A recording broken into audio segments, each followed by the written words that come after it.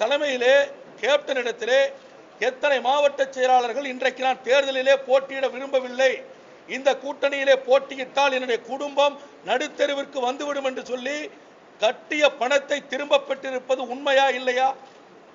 எத்தனை சட்டமன்ற உறுப்பினர்கள் நான் மீண்டும் போட்டியிடவில்லை என்று சொல்லி தான் செலுத்திய பணத்தை திரும்ப பெற்றிருக்கிறார்களா இல்லையா?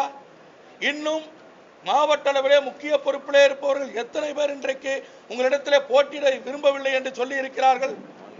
இதை மாநில நிர்வாகிகள் எத்தனை பேர் சொல்லி இருக்கிறார்கள், ஒதுங்கி இருக்கிறார்கள்? இதைத்தானே நான் சொன்னேன்.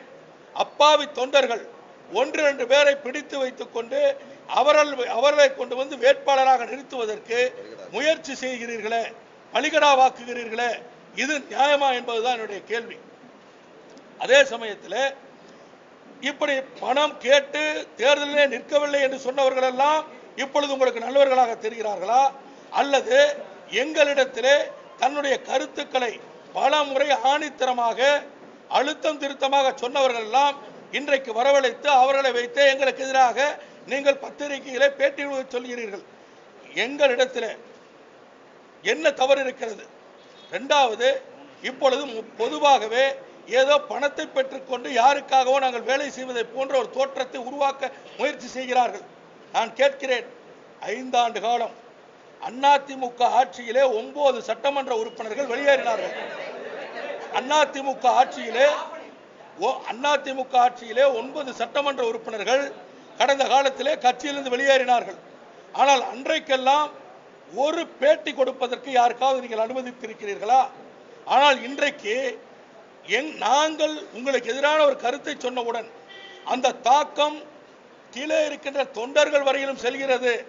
இந்த தாக்கத்தை இந்த கருத்துக்கு தமிழகம் முழுவதும் ஒட்டுமொத்த வரவேற்பு கிடைக்கிறது என்கின்ற பயத்திலே இன்றைக்கு பிரஸ் மீட் கூட்டி அத்துணை எம்எல்ஏக்களையும் மாவட்ட செயலாளர் இன்றைக்கு பேட்டி அளிக்க அனுமதித்திருக்கிறீர்கள், கட்டாயப்படுத்தி பேட்டி கொடுக்க சொல்கிறீர்கள். இதைத்தானே நாங்கள் கேட்டோம். சுதந்திரமாக நாங்கள் செயல்படுவதற்கு இங்கே இருக்கிற பத்திரிகை நண்பர்கள் எல்லோரும் இடத்துல தொலைபேசியில் தொடர்பு கொண்டீர்கள் பலமுறை. ஒரே ஒரு பேட்டி, இதோ ஒரு கருத்து சுதந்திரம் இருந்ததா? ஆனால் இன்றைக்கு இங்கே வந்திருக்கின்ற எங்கள் மீது ஏற்பட்டிருக்கின்ற பயம் என்று சொல்லவில்லை, ஒட்டுமொத்த தமிழ்நாட்டில் இருக்கின்ற கட்சிக்காரர்களும் தலைமைக்கு எதிராக திரும்பி இருக்கின்ற நிலை உருவாகி இருக்கிறது. அதனுடைய வெளிப்பாடு தான் இன்றைக்கு எல்லோரையும் நீங்க பேட்டி கொடுக்க சொல்றீங்க. அதே போல பண விஷயத்தை பொறுத்த வரைக்கும் சொல்றேன், நாங்கள் எல்லாம் பணத்தை பெற்றுக்கொண்டு கட்சி மாறி இருக்க வேண்டும் என்று சொன்னால் அண்ணா திராவிட முன்னேற்ற கழக ஆட்சியிலேயே எவ்வளவோ எங்களுக்கு விலை பேசினார்கள், நிர்பந்தம் கொடுத்தார்கள், எங்களுக்கு பல வகையிலே நெருக்குதல் கொடுத்தார்கள். ஆனால் இதையெல்லாம் மீறி கேப்டன் தான் முக்கியம், கட்சி தான் முக்கியம், இன்று வரையிலும் அதை கடைபிடித்துக் கொண்டிருக்கிறோம். அதனால நாங்கள் பணத்துக்கு விலை போக வேண்டிய அவசியம் எங்களுக்கு எல்லளவும் கிடையாது. இதிலே குறிப்பாக அதிமுகவிற்கு சென்ற பொழுது சட்டமன்ற உறுப்பினர்கள்லாம் போனாங்க. அப்படி போகின்ற பொழுது 3 ஆண்டு காலம் யாரையாவது கட்சியினுடைய அடிப்படை உறுப்பினரிலிருந்து நீக்கினார்களா? பன்ருட்டியார் அவர்கள் மட்டும் கட்சியிலே பதவி ராஜினாமா செய்துவிட்டு சென்றார். ஆனால் மீதி இருக்கின்ற 8 பேரையும் இன்று வரையில் கட்சியிலே தானே வைத்துக் கொண்டிருந்தீர்கள். இப்பொழுது அவர்களாகவே ராஜினாமா செய்துவிட்டு சென்றிருக்கிறார்கள். இதுதானே உண்மை. அவர்கள் அதிமுக கொடி கட்டிய வண்டியிலே வந்தார்கள், ஜெயலலிதாவுடைய படத்தை பாக்கெட்டிலே வைத்திருந்தார்கள், அதிமுக கரை போட்ட வேட்டியை கட்டி வந்தார்கள். ஆனால் இன்றைக்கு நாங்கள் பாக்கெட்டிலே கேப்டன் படத்தை வைத்திருக்கிறோம், நாங்கள் தேமுதிக வேட்டியை அணிந்து வந்திருக்கிறோம். ஏன் எங்களுக்கு இந்த ஓர வஞ்சனை பாரபட்சம்? உங்களுக்கு எதிராக நாங்கள் என்ன செய்தோம்? இதுதான் என்னுடைய கேள்வி. அதே போல வைகோ அவர்கள் பேசுகிறார். முதலில் உங்களுடைய கட்சியில் இருக்கின்ற பிரச்சனையை பாருங்கள். எங்களுடைய கட்சிக்குள்ளே இது எங்கள் உட்கட்சி பிரச்சனை. எங்களுடைய உட்கட்சி பிரச்சனையிலே தலையிடுவதற்கு வைகோவிற்கு யோக்கியதையும் இல்லை, அருகதையும் இல்லை.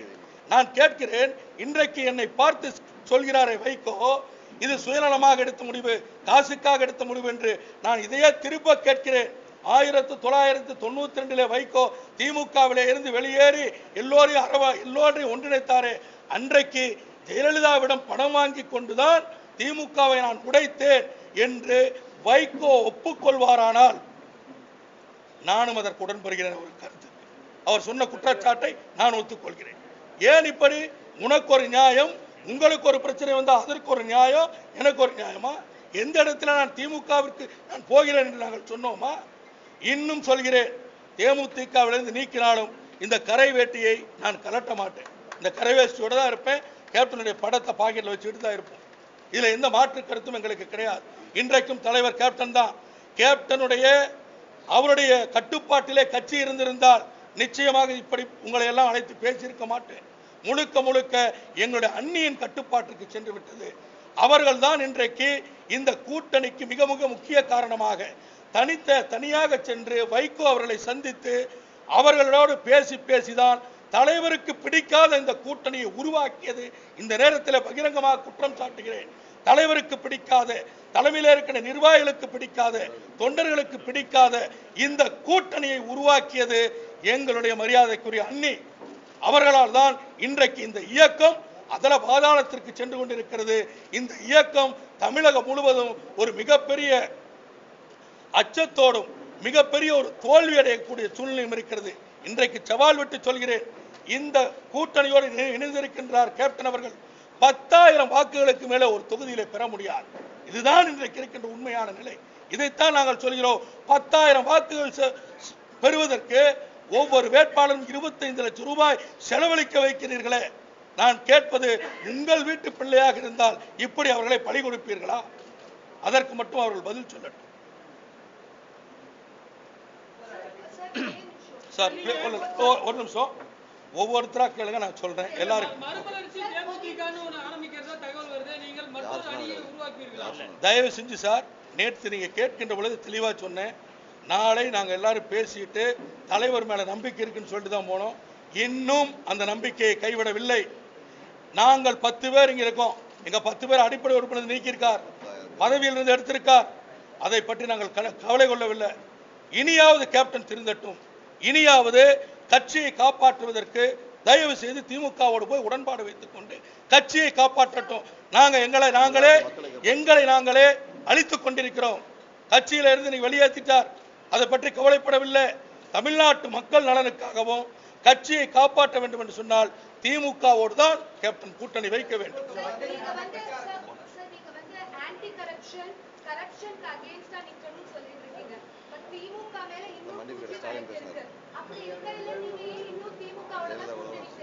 முதல்ல ஒரு விஷயத்தை சொல்லிடுறேங்க.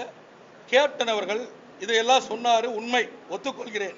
ஆனால் நேர்காணலிலே, என்ன முதல்ல அந்த விளக்கத்தை சொல்ல, நேர்காணலிலே எல்லா கட்சியிலிருந்து வந்த அத்தனை பேர்கிட்டையும் திமுகவோடு கூட்டணி வைக்கலாமா வேண்டாமா, இத்தனை சீட்டு தான் தர்றன்றாங்க, இந்த சீட்டுக்கு போகலாமா என்று கேட்டது எதற்காக?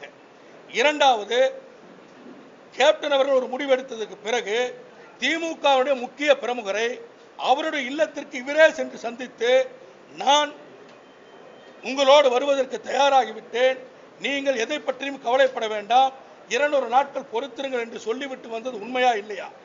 அந்த அடிப்படையிலே திமுக தலைவர் கலைஞர் அவர்களுக்கு அந்த தகவல் சொல்லப்பட்டு பழம் பழுத்துக் கொண்டிருக்கிறது, வெகு விரைவிலே கனிந்து பாலில் விழும் என்று அவர் சொன்னது அந்த அடிப்படையிலே தான்.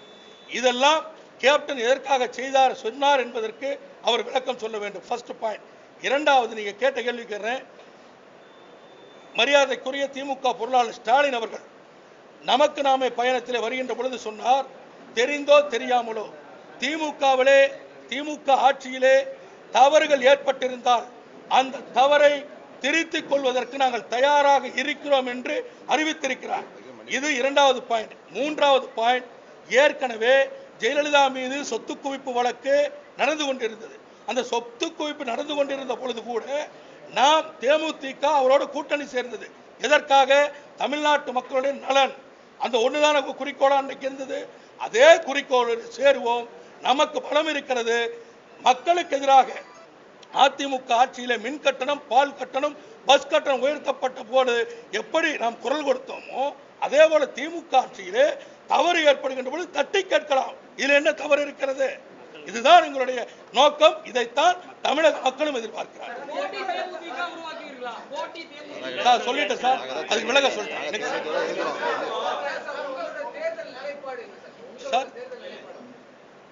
சார்.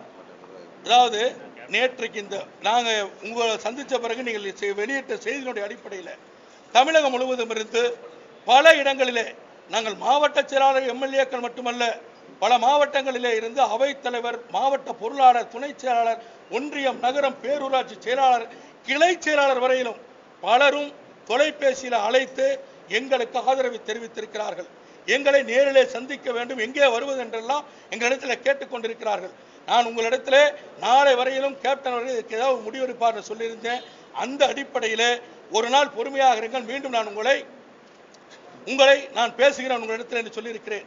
இந்த பத்திரிகையாளர் வாயிலாக நிச்சயமாக இன்னும் 2 நாளிலே மிகப்பெரிய அளவிலே எங்களுடைய, அதாவது எங்கள் என்று சொன்னால் உண்மையாகவே தேமுதிக நல்ல நிலைக்கு வர வேண்டும், கேப்டன் அவர்கள் ஒரு நல்ல இடத்தை அடைய வேண்டும், அதன் மூலம் தமிழக மக்களுக்கு ஒரு நல்ல விடியல் பிறக்க வேண்டும் என்ற எண்ணத்திலே இருக்கின்ற தமிழகத்தில் இருக்கின்ற அத்துணை நிர்வாகிகளையும் ஒருங்கிணைத்து சென்னையிலே அவர்களை சந்திக்க போகிறேன். அன்றைக்கு சந்திக்கும் பொழுது அவர்களை எல்லாம் கலந்து கொண்டு நாங்கள் எப்படிப்பட்ட நிலையை எடுக்கிறோம் என்பதை அன்றைக்கு உங்களிடத்தில் நான் சொல்கிறேன்.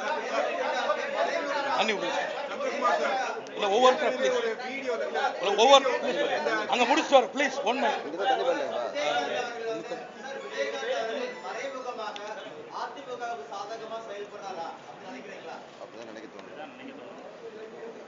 சார், நேரடியா அந்த குற்றச்சாட்டை நாங்கள் வைக்கவில்லை என்று சொன்னால் கூட அவர் நடந்து கொண்டு இருக்கின்ற முறை, வைகோவோடு வைத்திருக்கின்ற அந்த கூட்டணி, இதையெல்லாம் பார்க்கின்ற பொழுது தமிழ்நாட்டினுடைய முதலமைச்சராக ஜெயலலிதா வருவதற்கு இவர் ஆதரவை கொடுக்கிறார் என்பதை நாங்கள் திடமாக இப்பொழுது நம்புகிறோம்.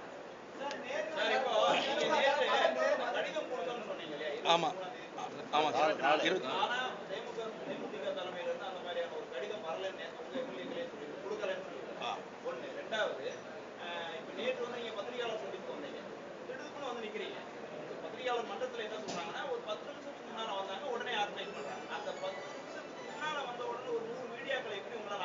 ஒரு நிமிஷம் ஒரு நிமிஷம் சார், சார் நீங்க ஒவ்வொன்னா கேட்கணும், ஒவ்வொன்னா கேட்க பதில் சொல்றேன் ஆச்சுங்களா? ஏன்னா நீங்க வந்து பேசுறது ஒரு சார்பா பேசுற மாதிரி இருக்கு. எல்லாரும் இல்ல யாரும் பேச, எல்லாம் நடுநிலையா பேசுறேன், நீங்க மட்டும் தான் அப்படி பேசுறீங்க ஆச்சுங்களா? ஒரு நிமிஷம். இல்ல நான் உண்மையை பேசுறேன் சார், நான் உண்மையை பேசுறேன். இல்ல அதான் சொல்றோம், நாங்க சொல்றோம். நீங்க கேள்வி கேட்பது உங்க உரிமை சார், கேள்வி கேட்பது நான் பேசுறேன். ஒரு நிமிஷம். இல்ல ஆமாங்க பேசுறேன், நீங்க பேச விடுங்க, நீங்க பேச விடுங்க சார். 10 நீங்க வந்து கடிதம் கொடுத்தது அங்க வரலன்னு சொல்றாங்க. ஒரு மாவட்ட ஆட்சித்தலைவருக்கு ஒரு பெட்டிஷன் கொடுத்தா அங்கே கொடுத்துட்டு ரிசீவ்டு நாங்க சீல் வச்சு ரிசீவ்டு லெட்டர் காப்பி ரிசீவ்டுன்னு சொல்லி ஒப்புகை சீட்டு வாங்கி வர முடியும். தேமுதிக இவங்க எல்லாம் கையெழுத்து போட்டு எங்களை கொடுத்த கடிதத்தை நான் கேப்டன் தனிப்பட்ட முறையில் கொடுக்கிறேன். இந்த கடிதத்துக்கு போய் கேப்டன் நான் கொடுத்த கடிதத்துக்கு அட்டாச்சு கொடுங்கன்னு நான் கேட்க முடியுமா? First point. 2வது பாயிண்ட், நீங்க கேட்டது ஒரே நேரத்தில் எப்படி அரேஞ்ச் பண்ணீங்கன்னு. அப்ப இல்ல அரேஞ்ச் பண்ணது, அந்த நேரத்தில் இல்ல. என்னுடைய செல்போன்ல 9443464869 இருந்து அத்துணை எனக்கு தெரிந்த அத்துணை பத்திரிகை நண்பர்களுக்கும் மெசேஜ் அனுப்பிச்சேன். கிட்டத்தட்ட நான் 45 நிமிடம் அங்க வந்து வெயிட் பண்ணிட்டு இருந்தேன். அதன் பிறகுதான் எல்லாரும் வந்தீங்க. இவர்கள் எல்லாம் சந்திப்பதற்கு நான் முதல்ல சட்டமன்ற உறுப்பினர் அந்த எம்எல்ஏ ஹாஸ்டல்ல சந்திக்கலான் இருந்தேன். ஆனால் அந்த இடத்துல சந்திப்பது தேவையில்லாமல் ஒரு சர்ச்சையை உருவாக்கும். தேர்தல் கமிஷனுக்கு சட்ட ரீதியாக ஏதாவது பிரச்சனை வந்துன்றதுக்காகத்தான் உடனடியாக பக்கத்தில் பத்திரிகையாளர் மன்றம் இருக்கிறது, சங்கம் இருக்கிறது, அங்க போய் கேட்டோம். உடனே செய்யலாம், வாய்ப்பு இருக்கு, வரதெல்லாம் செய்யுங்க சொன்னாங்க, எழுதி கொடுக்க சொன்னாங்க. நான் அங்கே போய் லெட்டர் எழுதி கொடுத்து அனுமதி பெற்று அதற்கு 3000 ரூபாய் கட்டணம் செலுத்தி தான் நான் பேட்டி கொடுத்தேன். இதுல வேற எந்த காட்டு கொடுத்தேன்.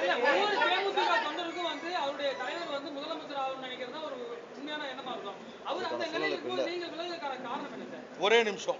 ஒவ்வொரு தேமுதிக தொண்டனும் முதலமைச்சராகணும் கேப்டன் விரும்புறதுல நாங்களும் விரும்புறதுல மாற்று கருத்தே இல்லை. 2011 கூட்டணி அமைத்தோம், எதிர்கட்சி தலைவர்.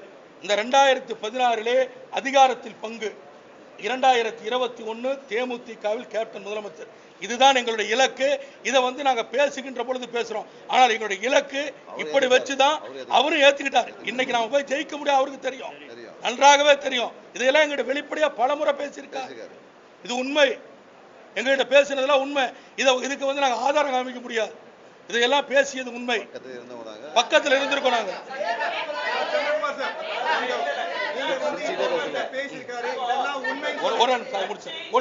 ஒரு நிமிஷம் முடிச்சுக்கிறேன். என்னோட ஒரே டவுட் என்னன்னா, போன உங்க மாநாடு நடந்த பிறகு நீங்க ஒரு வீடியோவே ரிலீஸ் பண்ணீங்க, ஞாபகம் இருக்கா? ஆமா. அந்த வீடியோல அவர் இதுவரைக்கும் எந்த ஒரு பண்ணல, 51 கட்சி எதுவும் செய்யல, பணம் எதுவும் வாங்கலன்னு சொன்னீங்களே, ஏன் இப்ப கான்ட்ராடிக்ட்? ஒரே நிமிஷம். நான் அந்த பேட்டியை பிடிக்கின்ற பொழுது திமுகவோடு கேப்டன் பேரம் பேசுகிறார் என்ற ஒரு செய்தி பரவலாக பரப்பப்பட்டது. அதற்காகத்தான் என்னை அந்த பேட்டி கொடுக்க சொன்னாரு. அவருடைய இடத்துல இருந்து பேட்டி கொடுத்தங்க. எங்க கட்சியினுடைய சரித்திரத்தில் அவருடைய சேர்ல உட்கார வச்சு அவர் யாரையும் பேட்டி கொடுக்க சொன்னதில்லை, பேட்டியா கொடுக்க சொன்னதில்லை. என்னைய தனிப்பட்ட முறையில் எங்களுடைய கேப்டன் டிவி மீடியா வர வச்சு அவருடைய சீட்டில் உட்கார வச்சு இப்படிதான் நம்ம பேட்டி கொடுக்கணும், நம்மளை பத்தி தவறான செய்தி வந்துட்டு இருக்குன்னு அவருடைய சொன்னதை கேட்டேன். ஏன்னா அவர் மேல அன்றைக்கு வரைக்கும் நான் விசுவாசமா இருந்து நம்பிக்கையோடு இருந்தேன். இன்றைக்கும் இருக்கிறேன். நான் எனக்கு பதவி போனதை பத்தியோ எதுவுமே கவலை இல்லை. என் தலைவர் நல்லா இருக்கணும், அவர் திமுகவோட கூட்டணி வைக்கணும், இது ஒண்ணுதான் என்னுடைய குறிக்கோள்.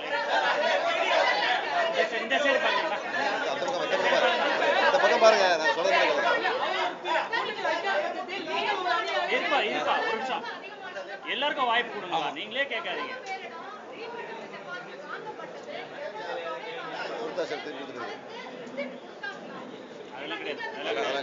அதாவது நேர்காணல்ல நானும் இருந்தேன். கிட்டத்தட்ட நாங்க 9 நாட்கள் நேர்காணல் நடத்தினோம். இந்த 9 நாட்கள் நடந்த நேர்காணல்லையும் வேட்பாளர்களிடத்துல அவர்களிடத்துல இந்த கருத்தை தான் கேட்டார். யார்கிட்டையும் பணம் அன்னைக்கெல்லாம் வாங்கல. அதன் பிறகு தேர்வு செய்யப்பட்டு ஒவ்வொரு தொகுதியிலும் ஒருத்தர் 2 பேர் 3 பேர் வரைக்கும் அவரு ஒரு குறிப்பிட்ட தொகையை சொல்லி அந்த தொகையை கொண்டு வந்து டெபாசிட்டா கட்டுங்கன்னாங்க. ஒரு சிலர் கட்டினாங்க, ஒரு சிலர் கட்டல. ஆச்சுங்களா? அதனால இப்ப வேணும்னு கேட்கறவங்களுக்கு திரும்ப கொடுத்துட்டு இருக்காங்க. அவ்வளவுதான். அதுல எனக்கு பிரச்சனை இருப்பதா எனக்கு தெரியல.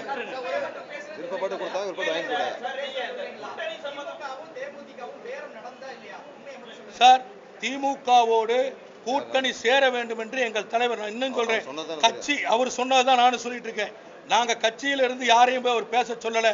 ஆனால் தனிப்பட்ட முறையிலே அவருடைய நண்பர்கள், அவருடைய உறவினர்களை வைத்து திமுகவோடு பேசிக் கொண்டிருக்கிறேன் என்று சொன்னது அவர். அதே போல அவர்தான் சொன்னார். சார், எங்கிட்ட மட்டும் இல்ல சார், ஒரே நிமிஷம். நேர்காணலுக்கு வந்த 3900 சில்லற பேர் இருக்காங்க. எல்லோருடையும் சொன்னார், எங்கிட்ட மட்டும் இல்ல, அத்தனை பேர் சொன்னார். நான் திமுக பேசினேன், இவ்வளவுதான் சீட்டு தரேன்னு சொன்னாங்க, இதுக்கு மேல பண்ண முடியாதுங்கிறாங்க. உள்ளாட்சியில தரலன்னு சொன்னாங்க, உள்ளாட்சியில 25% தரனாங்க. நான் 117 சீட்டு கேட்டேன், உள்ளாட்சியில 50% இடம் கேட்டேன். இத நேர்காணலுக்கு வந்தவங்க அத்தனை பேர் சொன்னார். அது உண்மையா இல்லையான்னு நேர்காணல் வந்தவங்க பேசி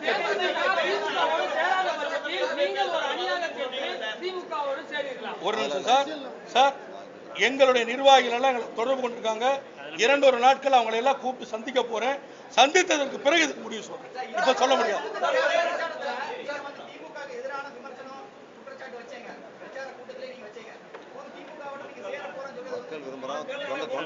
ஒரே நிமிஷம் சார், ஒரே நிமிஷம். மக்கள் இன்னைக்கு விரும்புறது ஆட்சி மாற்றம்.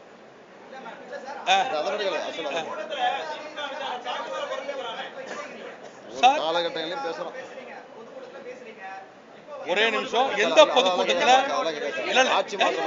பேசல சார், ஆதாரம் தான் சொல்றேன் சார். ஒரு நிமிஷம் நான் திமுக பத்தி பேசுறேன்னு சொல்லி அன்றைக்கே பத்திரிகை நண்பர்கள்லாம் எங்களை கூப்பிட்டு அந்த லோக்கல் இருக்கவங்க கேட்டு பாருங்க, நீங்க திமுக ஏன் பேசுறேன்னாங்க. அப்ப சார் ஒண்ணு இல்ல, நக்கீரன் வந்திருக்கு, எடுத்து பாருங்க சார். அதுல போட்டிருக்காங்க, வைகோ என்ன பிரஷர் பண்றார், திமுக அட்டாக் பண்ணி பேசுன்னு. நான் சொல்றேன், நான் பாதிக்கப்பட்டது அண்ணா திமுகவால, என் கட்சி பாதிக்கப்பட்டது அண்ணா திமுகவால. தயவு செஞ்சு நீங்க என்ன பிரச்சனை பண்ணாதீங்க. அண்ணா திமுக தான் அட்டாக் பண்ணி பேசுவேன் நேரடியா சொன்ன வைகோட்ட. தானே உண்மை.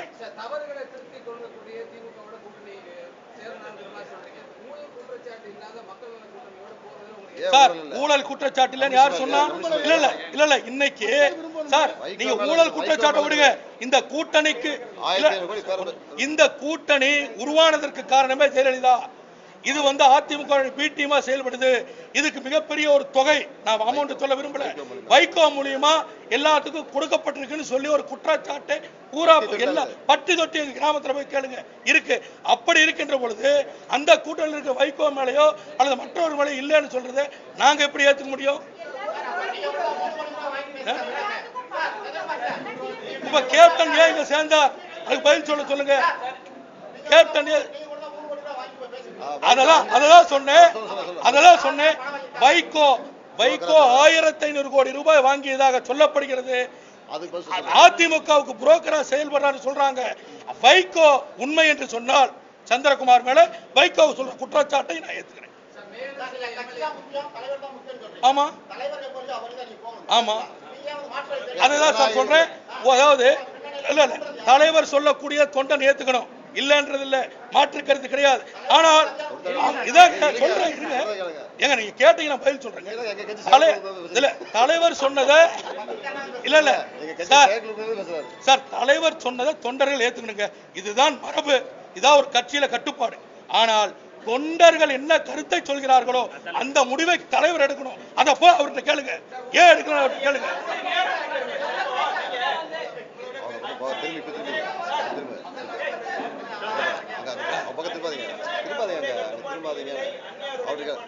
ஆமா சார் ஆமா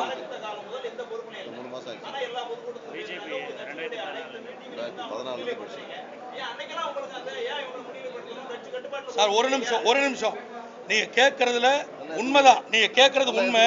ஆனா அதே சமயத்துல கட்சிக்குள்ள இருந்து போராடினோம், கட்சிக்குள்ள உள்ள இருந்து அவர்கிட்ட பலமுறை பேசணும். இந்த கூட்டணி வேண்டாம், இது வேண்டாம். பிஜேபிக்கு என்னைக்கு கூட்டணி 2014 போனாரோ அன்னையில இருந்து நாங்க சொல்லிட்டு இருக்கோம். ஒரு கட்டத்துல இதற்கு மேல என்னைக்கு ஆண்டாளர் கல்லூரி இதுவரைக்கும் கட்சி நிகழ்ச்சியா கல்லூரியில கொண்டு வரக்கூடாது, கட்சி நிர்வாகிகள் யாரும் கல்லூரிக்கு ஒரு எந்த விதமான பரிந்துரை செய்யக்கூடாதுன்னு சொல்லியிருந்தார். ஆனா இன்னைக்கு அதே கல்லூரியில எல்லா மக்கள் நல கூட்டணி வச்சு மாநாடு நடத்துறார்.